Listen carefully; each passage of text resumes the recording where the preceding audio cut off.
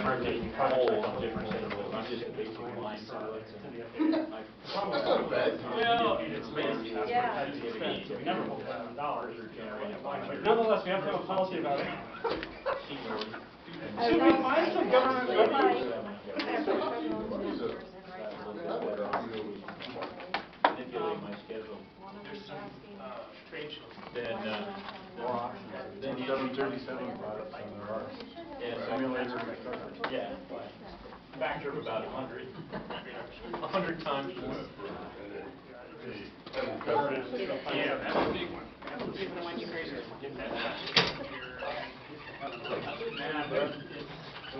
How you doing? Oh, you got a broken one? Well, I'm used to having arms. Exactly. I can relate to that. It can be. For sure. All right. Going.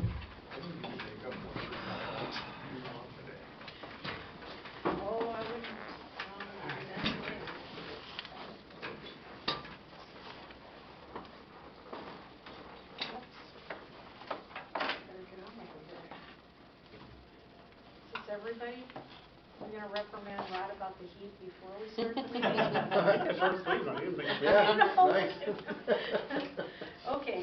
Got the bugs out. I think we got everybody here today, so let's call the meeting to order. With Corbin, the board president, I call the meeting to order. We will have a roll call of our board members. Commissioner Bach. Here. Commissioner Buck is absent. Commissioner Oben? Yes. Commissioner Swenson? Here. Commissioner Talcott? No. Commissioner Rooney? Here. And Commissioner Evans here. So, could we please rise for the Pledge of Allegiance? I pledge allegiance to the flag of the United States of America and to the republic for which it stands, one nation, under God, indivisible, with liberty and justice for all.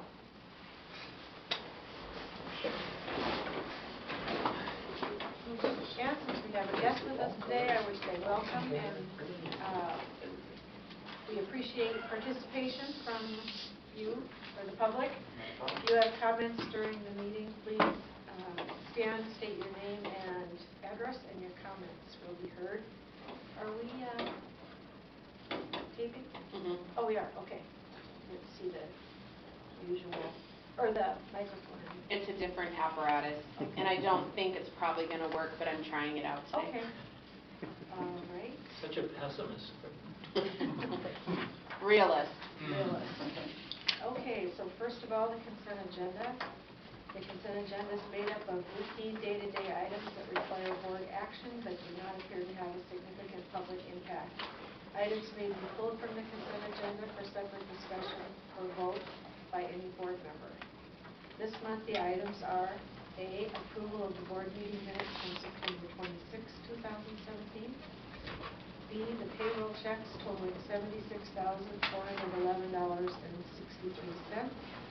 C, maintenance and operations checks, sequence 23440 to 23489, totaling $106,915.51. D, approval of passenger facility charge totaling $60,000, and E, the financial reports for September.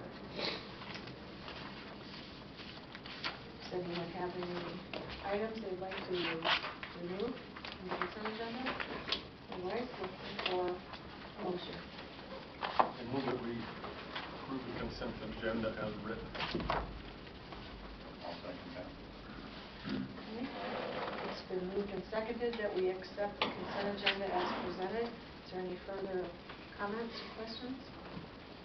Okay, hearing none, all those in favor, please indicate by saying aye. Aye. Opposed, say nay. Consent agenda is passed as presented. Director's report. Yes, we've got a lot to talk about this month, so I'll jump right in. The first thing is just a reminder of our next two meetings. The November meeting is the 28th currently scheduled for the 28th. That's Tuesday following the Thanksgiving holiday. So, generally, we've kept that meeting unless it falls the week of Thanksgiving, but I don't know if anyone has any thoughts that, that might not be a good date. I think most of the time we've been able to get folks here in November, but just a reminder, if we need to move that date, we'll want to do that soon so that we can get the notice out. So the Thanksgiving is the Thursday prior, and then we come in that next Tuesday and meet. I don't know. Any immediate thoughts on that being a good or bad day?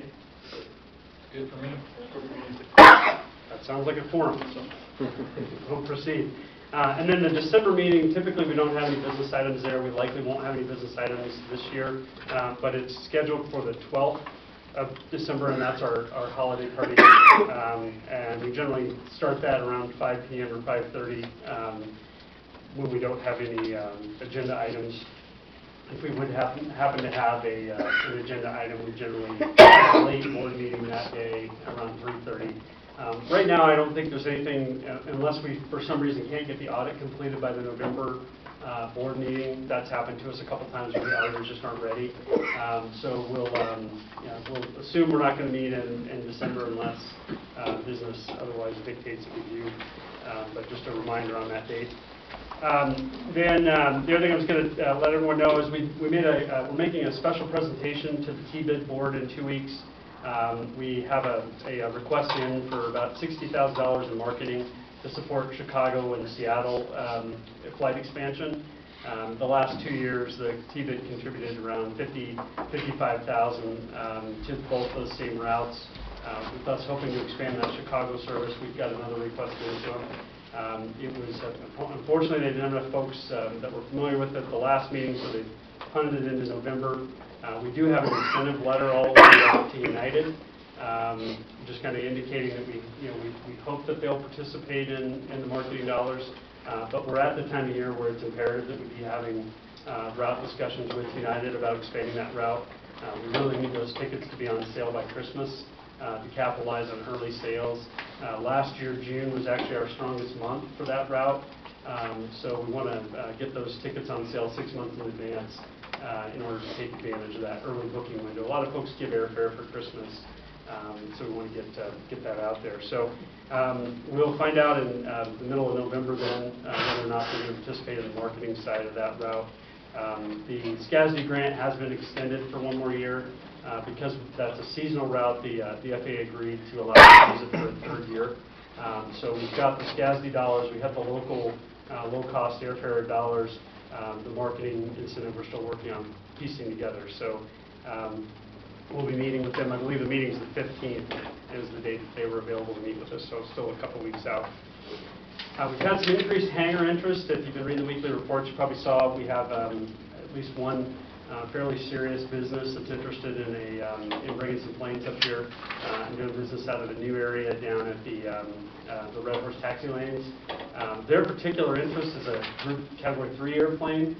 Those 2 taxi lanes are built at Category 2, so we're about 15 feet too narrow the way it sits today, and which, I mean, it's very interesting. They're looking at Group 3, and we rarely have Group 3 general aviation airplanes here. And on the field, Mr. Siebel's the only one I can think of. But that's good news. We would have to widen that taxi lane.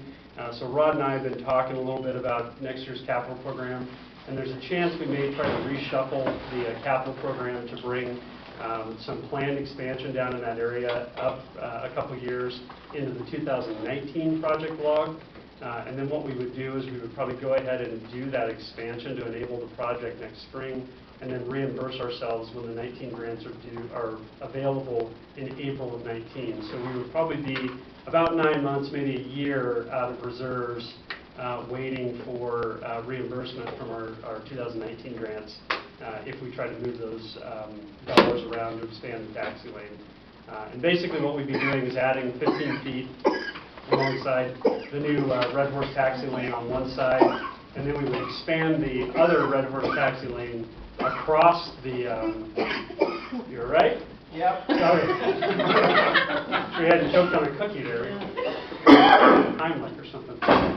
But we would add some taxi lane on the other side of the new taxiway A access in order to provide a taxi lane that's category 3 for them to connect into. So we'd have to do some reshuffling. I think it could be in the neighborhood of $400,000 worth of work, but it would set that whole area up to handle Group 3 airplanes and give us a couple large hangar pads in there.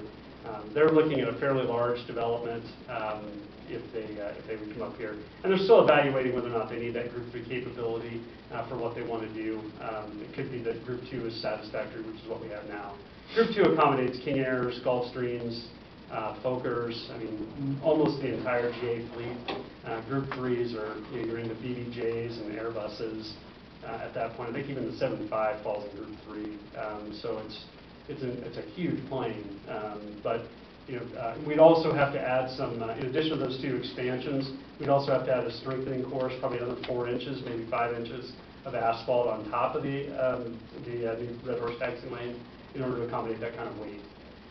But it's doable. We have a very flexible footprint down there that would accommodate this development, and I think it would really be a tremendous leap ahead in terms of what we've had down in that GA area and our capabilities going forward down there. I think the business interest alone would really be a boost for that area. So it's really encouraging. They've come to meet with us twice already. We're going to continue the conversation, and they will be talking about summer construction next year. So they plan a pretty short decision-making window.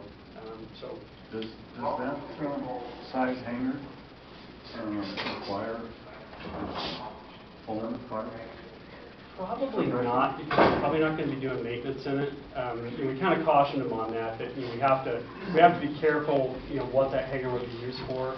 I don't think they would want to do any maintenance, but at that size of hangar, it would be the largest hangar on the field too. So they may want to consider that capability, because the tail height alone is a 42 foot, we figured about 40, just about 42 feet. So that's the only hangar on the field that can accommodate a 40-foot tail. So the Group 3, is that a weight or a wingspan? Wingspan. 120 feet. What's that? Is it 120 feet, or what it to accommodate? I don't know what the widest wingspan in Group 3 is. Yeah, I think It requires a 50-foot taxi lane. But of course, the wings can overhang the paved area. Right. It's the engines you're worried about. So I don't remember the exact dimensions of it, but it's I don't know what the largest one in that category Around is. But the Airbus around and 73 80 both feet fit in there. to 100 and some feet. So chances are they would probably be able to water sprinkle, but if they decided they wanted to be able to do maintenance in there, then they'd be into foam. Is there a differentiation between just routine maintenance of the aircraft inside the hangar versus actual? Anything to do with fueling, cracking fuel lines for any reason, you're going to get into foam. I mean, if you're defueling the plane in there, if you're, doing anything with the hydraulics, any of those flammable liquids, if you're changing a tire, chances are you can probably do that, or messing with a flap, that kind of thing. That's when you're into fluids, really, I think is where you're going to encounter that foam requirement.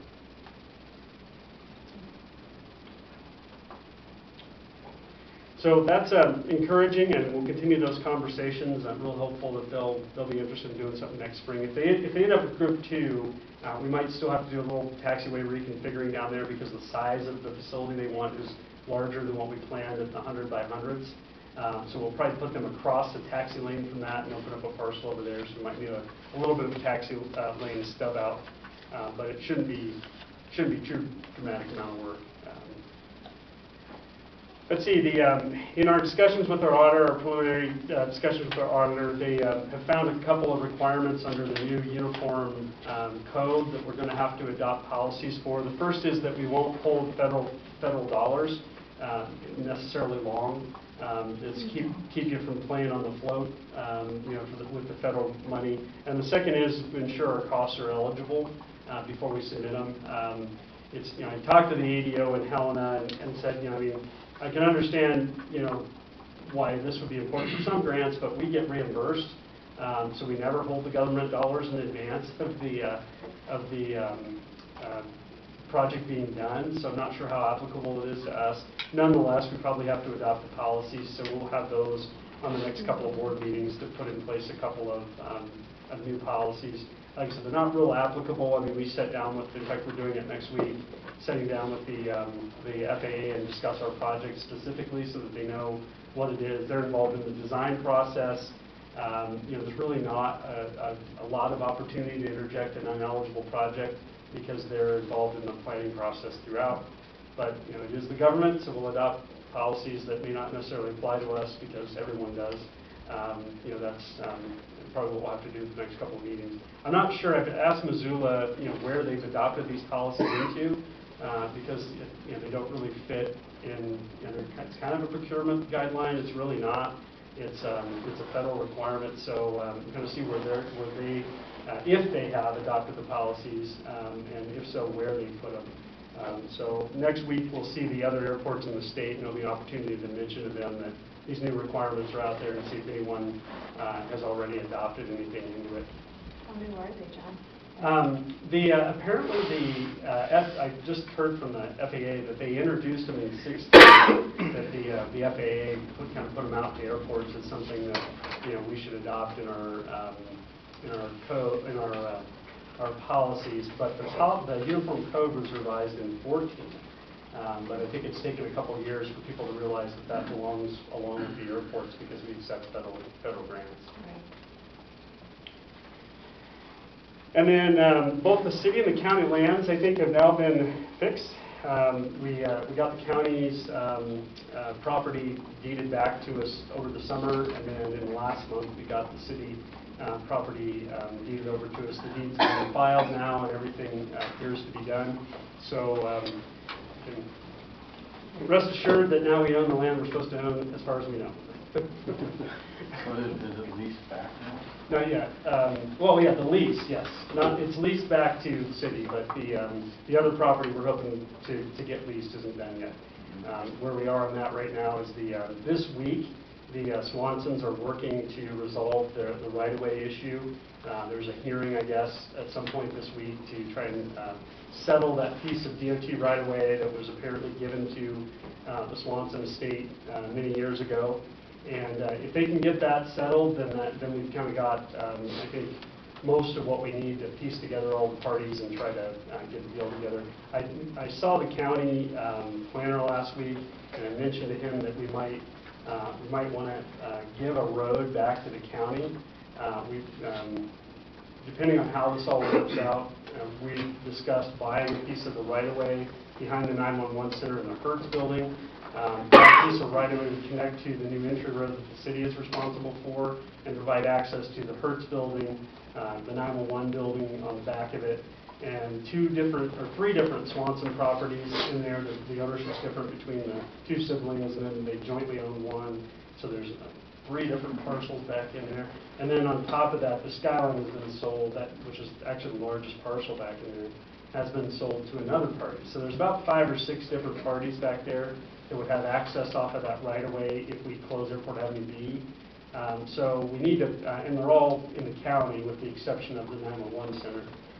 So we would want to give that road back to the county as a public road. Otherwise, there's really no party that it makes sense to hold that because it gives access to a bunch of people. And as the Swansons put it, what if someone gets in an accident? Whose property is it? If they twist a knee out there on the road, I mean, who's liable for that? It probably ought to be a county road. So we introduced the idea of the county. The county says they're not really in the business of taking new roads, you know, but I kind of, you know, said, well, I mean, let's imagine Skyline property gets reopened. I mean, there's enough room there for a hotel and a restaurant. I mean, that road would have more traffic than practically any county road out there, just in the day trips in and out of that parcel. I mean, so I mean, there has to be some solution that would be equitable for everybody to make that a public right-of-way. I doubt the FAA would let us hold that right-of-way long-term because it doesn't serve the airport at all. We would have no property off the right-of-way. You know, so in the long term, we probably can't operate that road. So we need to find some agency that would hold the road. Most of the properties are not in the city, so it doesn't seem right for the city to hold it. So the county seems like the logical party. So I'm sure those discussions will continue. What they said is at the point of an application for development of that area, that was when they would consider the road. So that may be the point at which we have to wait, which makes it difficult because then the question is, when do we acquire the right-of-way? But you know, it's only about 1.5 acres, so you know, maybe we can get far enough down the road on that and then acquire at the point when the development goes through. That seems like the logical way to piece that together. What was the access to those parcels in the first place? It's a city street today, although none of the parcels are in the city. But it's Airport Avenue B. Back to the Skyline Bar? Yeah, Airport Avenue B basically dead ends into the Skyline. And then these Swanson property, you have to go left or right. But you know, they're right in that other people have access through their property if they own that right of way right now, which really isn't a good situation for them. And obviously, they shouldn't be required to pave a road for others. I mean, that doesn't seem fair. So that's the problem, is it's kind of a casual road now.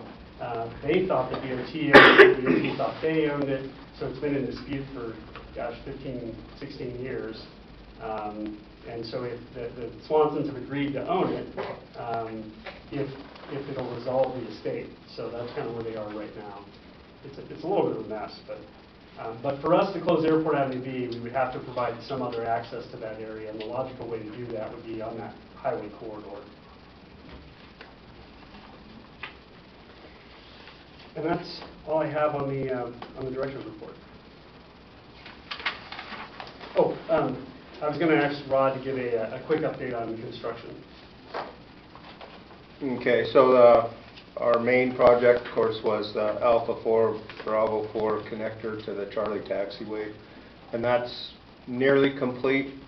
They've got about 30 more days on their contract. Challenger's pretty much done out there with all the earthwork, paving, and so on. So right now, Pavlik Electric's working on electric. Got a little setback on electric, getting some equipment and parts through the vendors due to the hurricanes. So that put it out a couple more weeks. So to get that stuff open, going to be at least another couple of weeks till we get the electrical. There'll be lighting, signs, some control components for the computer system. We're right now doing some painting. The Highway Specialties is out there trying to get some of at least the first coat of paint down. They have to do the second coat next spring. They have to wait 30 days between the first and second coats of paint. So, but we can still use it with the one coat of paint. Hoping to get the computer software installed and online by hopefully about the second week of December. So we have to have Kraus Heinz come out and perform that work once Pavlik Electric gets all the components installed in the ground and in the electrical vault. So that's going pretty well. We're kind of looking at some different options for opening the A4 and B4 taxiway a little bit sooner. It may not have lights, but we could just do it on a daytime basis if we do it. In order to get A4 and B4 done, we have to close off Zulu taxiway, so we need some of the lights off Zulu taxiway to finish the Bravo taxiway. So we're kind of going back and forth on how we want to do that, but I think we'll have everything opened up and lighted by the second week or so of December, looks like. And of course, then runway 1735, that's all complete. They did the modification to the Charlie 1 taxiway. That's been completed. So we've been using 1735 and Charlie taxiway up until the last couple of weeks where Pavlik was in there doing some work, and they should be done with that work in that area tomorrow. And so then potentially we can open that runway back up. It hasn't been open for a couple of weeks. So then the other things are just working on some punch items or punch list items with Challenger So getting that buttoned up pretty well, all the seating's done, paving of course is done, so mostly just electrical there. Red Horse taxi lanes, they're virtually complete. Red Horse is pretty much off-site. They're going to be in today and the next couple of days to do some surveying to get our center line marked out and some edge reflectors. We're going to put reflectors instead of lights out there for right now, which is probably a good thing if we're going to widen it. At least we don't have to dig up electrical again. So they'll be working on that, and we'll probably be using that here, I'd say, in another few weeks. Also, Pavlik's got a little bit of work to do there. They just mainly light installations. They got everything else in place. We'll paint it ourselves, so our guys are wrapping up some of the airfield painting at this time.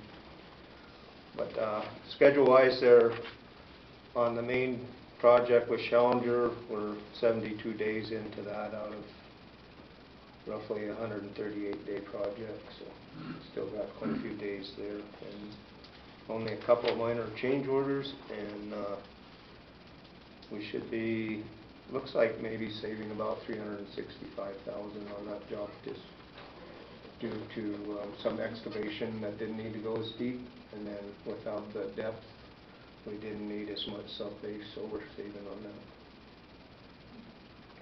You want to mention the FedEx? Oh, and we're right now also trying to get some joint sealing done over at FedEx. We did half of that ramp a couple years ago, and we're going to do the other half now. So I just started this weekend doing that. They saw out all the joints, clean them out, and then are resealing all those. So we're hoping, we'll see what the weather does to us. They're going to get closed up with what they have open right now, and then hopefully next week we can still continue on a little bit.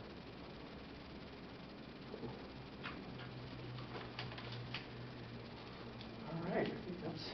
So Rod, did you guys have any involvement with the sculptures going in place? Yeah, we spent a couple guys spent about a week with the artists and helped her set them and place rocks and supplied welding equipment and different things for It us. all went smoothly? Okay. Today's the first time I had the opportunity to see them. What'd you think? Yeah, I liked them. I liked them. Oh, good. Dressed up that little area nicely. That second island was kind of a mess. And 2 years ago it was green asphalt, which Yeah. now it looks a lot better. Yeah. And if you notice, if you take a close look at the Buffalo's shoulder, she's got big panels on either side of it, and she's welded in the Lewis and Clark path on the shoulder. So the one side has actually a Montana and a path going through it. So kind of a fun little hidden reference in there, you know, on the Buffalo shoulder. Yeah, I think that all turned out really well. Yeah. We've got some lighting. We're going to try to get in over there. A little uplighting. She actually staked some spots for the where the lights should go, and so we're hoping to get this year a couple of uplights in that island there. There's a pole in the Buffalo Island, so we can just run electric right off of that. The Bear doesn't have any power to that island, so we may wait to do that until we're planning to redo that road in about 2 years. So we may wait until we can cut into that road. There's a pole across from it, but rather than bore it, which will be expensive, or cut the road now and then have a patch for a couple of years, seems like it makes sense just to wait and pull the electric when we redo that road. Did the school system take the old Buffalo? It did, yeah. We were able to relocate the old Buffalo. The paint on that was almost entirely shot by the time we got it up there, and you really, anywhere you touched it, the paint just came right off. So they're going to redo the entire thing from primer up and try to get it back to where it could. And I think they actually plan to put it inside, which would be better for that anyway. I didn't realize it's not even fiberglass; it's just plastic. literally one person can about pick it up. Oh. You know, and so it's not surprising, I think, that we lost that primer coat because, you know, plastic's hard to get stuff to adhere to long term, like that. So, yeah, if it could be inside, that's probably a better solution. We probably talked about this last month, and I'm sorry I wasn't here, but did everything go smoothly with the airlines themselves with the closures and that? I think fairly smoothly. Trans-States was the one that, you know, kind of had some issues. You know, Rod had talked to Trans-States. We even, you know, gave him the name and date of when we talked to him back in May. But for some reason, that message didn't get through to dispatch. So Delta got out in front of it, and they limited the capacity on the flight down to 26 people. So they didn't really have issues, but United chose not to do that, and so they had a full boat and had to rebook people onto Alaska, and it ended up being kind of a mess that first weekend. After that, they got, you know, they kind of, well, it was also 90 the first week, which was kind of unexpected too, because we were in late September. But that didn't help anything because those planes have a terrible problem with that kind of heat on takeoff. And one of the interesting things that came out of it, and I've already pointed it out to the ADO, with the new TALPA requirements, and I can't remember what TALPA means. Takeoff landing performance assessment. Thank you. It's basically the, yeah, I'm sure Rod knows this by heart because he's been there. But it's basically, it's part of the new snow guidance that the FAA put out 2 years ago. The airlines are supposed to do a new assessment of the aircraft performance called TALPA.